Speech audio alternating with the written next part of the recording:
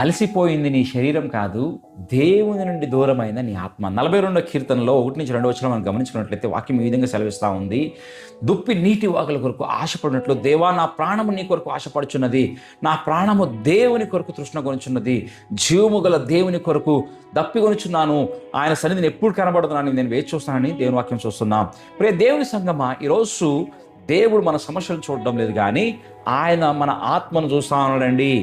మనం అలసిపోయామని అనుకుంటున్నాం, కానీ నిజంగా అలసిపోయింది మన శరీరం కాదు, కానీ దేవుని సన్నిధి కోసం దప్పుకుంటున్న మన ఆత్మ అనే సత్యాన్ని ఎంతమంది ఈరోజు గ్రహించుకున్నాం? మన జీవితంలో ఎన్నో విషయాలతో నిండిపోతున్నాం.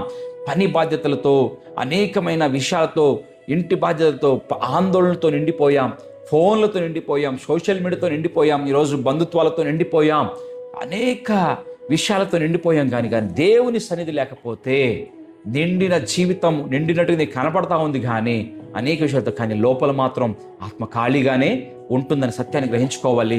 చూడండి, దావీదు రాజుకు సైన్యం ఉంది, గొప్ప సంపద ఉంది, అధికారం ఉంది, రాజ్యం ఉంది, అన్నీ ఉన్నా కూడా ఆయన ఏడుస్తూ ఆయన దేవుని కొరకు మాట్లాడుతూ ఉంటే, దేవా నీ కొరకు నేను ఎదురు చూస్తున్నా, నాకు ఆశతో నీ సన్నిధి కొరకు నా ఆశ కలిగి ఉన్నానని చెప్తున్నాడు. ఎందుకంటే దేవుని స్థానాన్ని ఈ ప్రపంచంలో ఏది కూడా అది రీప్లేస్ నింపగలిగిన సామర్థ్యం ఇంకొక దానికి లేదండి. ఈరోజు చాలామంది నవ్వుతున్నారు, కానీ వారి వెనకాల నవ్వు వెనక వారు విరిగిన ఆత్మ ఉంది.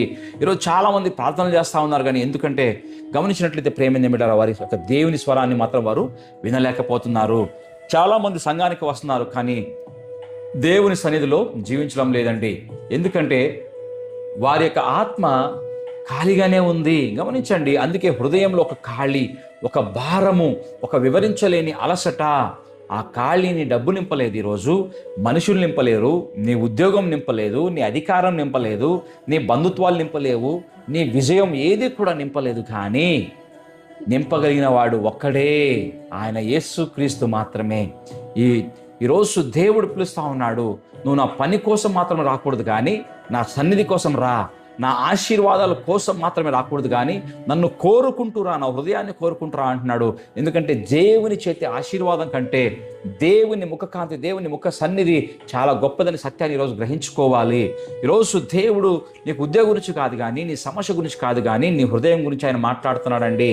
నువ్వు ఎంతకాలం అయ్యింది, ఎంతకాలంగా దేవునితో కూర్చుని ఏమి అడగకుండా ప్రభువా నీ ఉంటే నాకు చాలు అని ఎన్ని రోజులు చెప్పావు, ఎన్ని రోజులు అయింది చెప్పి ఒక మాట ఒకసారి గ్రహించుకుందాం.